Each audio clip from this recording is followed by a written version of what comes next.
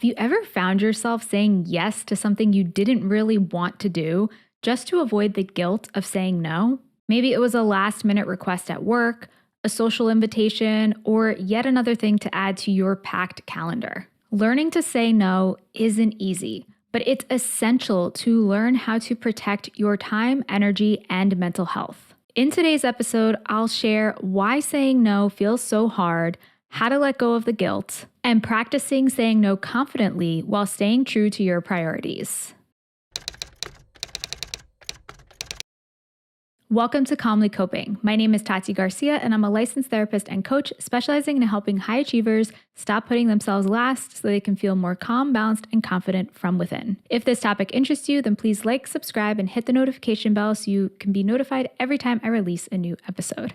Thank you so much for tuning in. So first, let's talk about the importance of saying no and why it's essential to say no. That's because it protects your well-being and your focus. Saying no prevents you from spreading yourself too thin, potentially overworking or overcommitting yourself, and then feeling overwhelmed as a result because you have put too many things on your plate. A lot of times we can end up in this situation when it feels like it's too late, where saying yes to something feels like a good idea at one point, or it feels like it won't be that much to do additional, but then once the time comes, you can end up feeling really overwhelmed, frustrated, and potentially resentful. And another important reason to say no is that it frees up time for you to focus on the things that are important to you, whether that includes taking care of yourself or other projects or passions that you're interested in, or spending time with your loved ones or anything else that is a priority in your life. When you say yes to a million things,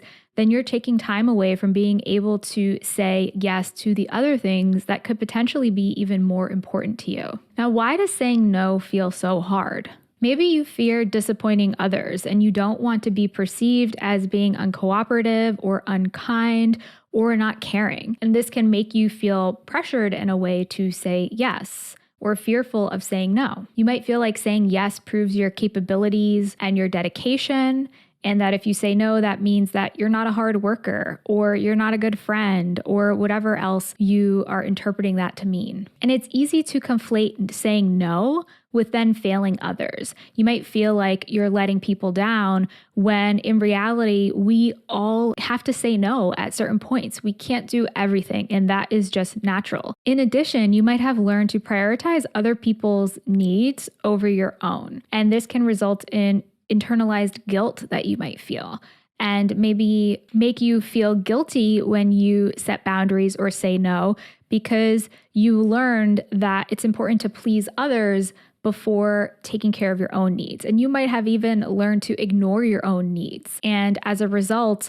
you're constantly focusing on making other people happy and doing what they want to do, but continuing to push down what it is that you really want for yourself. Now let's talk about reframing the guilt around saying no.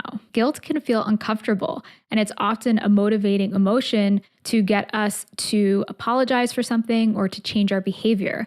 But the thing with guilt is that it is a response to feeling like you've done something wrong.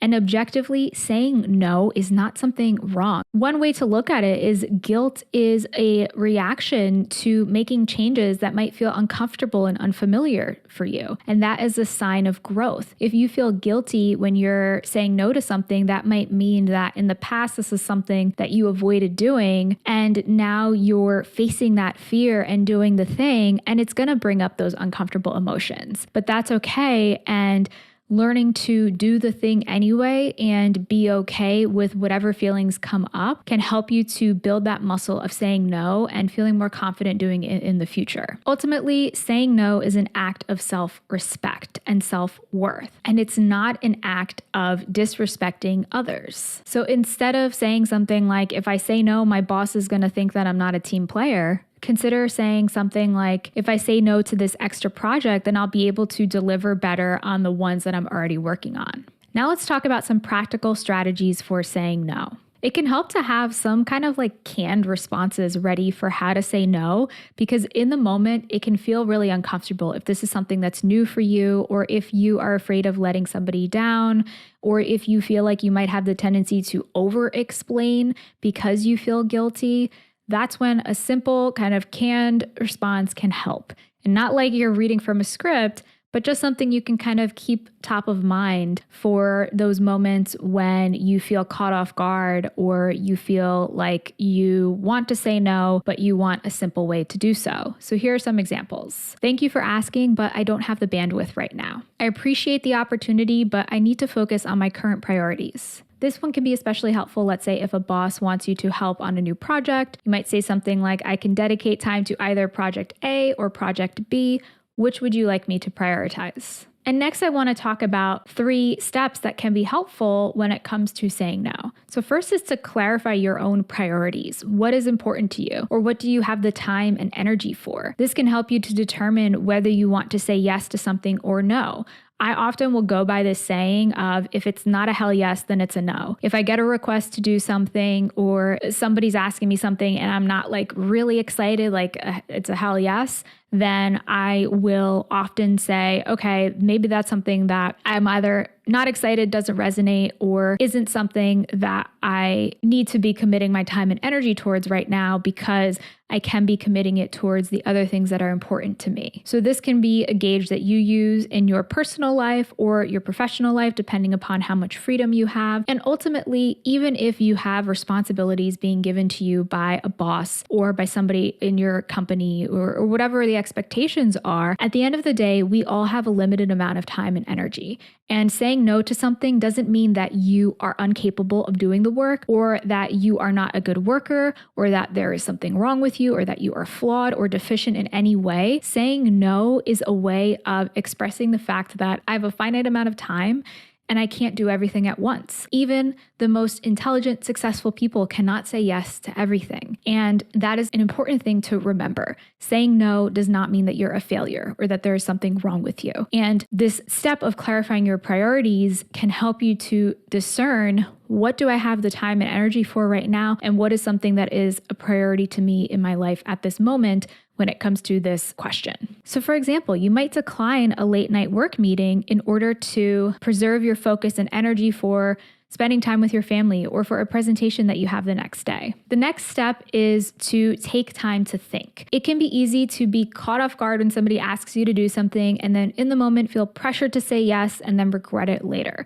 That's why giving yourself time and space to process the request can really help you and prevent making an impulsive decision or saying yes when you didn't really want to. So this might look like saying something like, let me check my schedule and I'll get back to you. Or I need some time to consider this. Can I let you know tomorrow? These are simple things you can say to give yourself some time to process without feeling like you are dropping the ball. And if you've decided that you want to say no, the third step is to offer alternatives. This is not a necessity, but this can be something that could be helpful if you feel like it is something you want to offer. So maybe suggesting another timeline or date to do the thing that the person's asking you with. Maybe delegating the task to somebody else or recommending another person for the task. You know, maybe saying something like, well, I can't meet this deadline personally, but I can loop in this team member to help. Here's an action step for this episode, and it is a journal prompt. So I want you to write about one situation where you need to start saying no.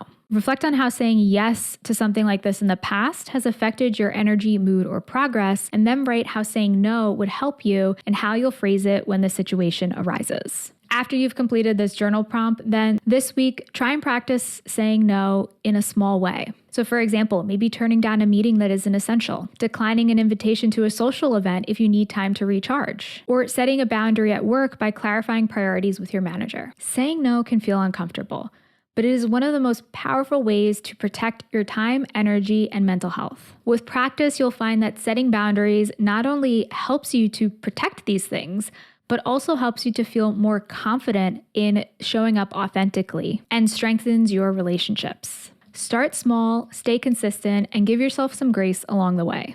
If this episode resonated with you, then please share this episode and the podcast with somebody who you think could benefit from it. And subscribe to Calmly Coping wherever you listen to podcasts or on YouTube for more tips on calming your mind, improving work-life balance, and feeling more confident from within. Thank you so much for tuning in today, and until next time, be calm.